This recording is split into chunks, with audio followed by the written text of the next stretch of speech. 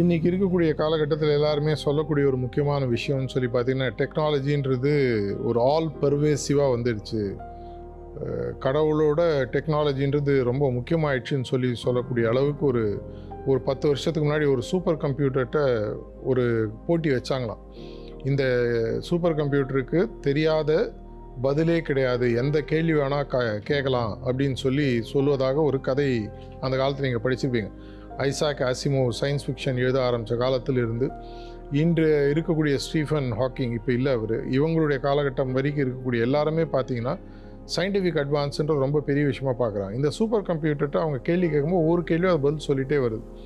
இது வரைக்கும் இல்லாத ப்ரைம் நம்பர் எது, ஒரு ப்ரைம் நம்பர் கண்டுபிடிக்கிறதுக்கு பார்த்தீங்கன்னா ப்ரைம் நம்பர்ன்றது என்னன்னு சொல்லி பார்த்தீங்கன்னா தன்னாலையும் மற்றும் 1 அப்படின்ற எண்ணிக்கையாலையும் டிவைட் ஆகிறது மட்டும்தான் ப்ரைம் நம்பர்னு சொல்லுவாங்க. லோயஸ்ட்டு ப்ரைம் நம்பர்னு பார்த்தீங்கன்னா 1, அடுத்த ப்ரைம் நம்பர் பார்த்தீங்கன்னா 3. இது மாதிரி 3ன்ற நம்பர் எடுத்திங்கன்னா 3ஆல் டிவைட் ஆகும், 1ஆல் டிவைட் ஆகும், மற்ற வேறு எந்த நம்பராலையும் டிவைட் ஆகுதுன்னு சொல்லுவாங்க.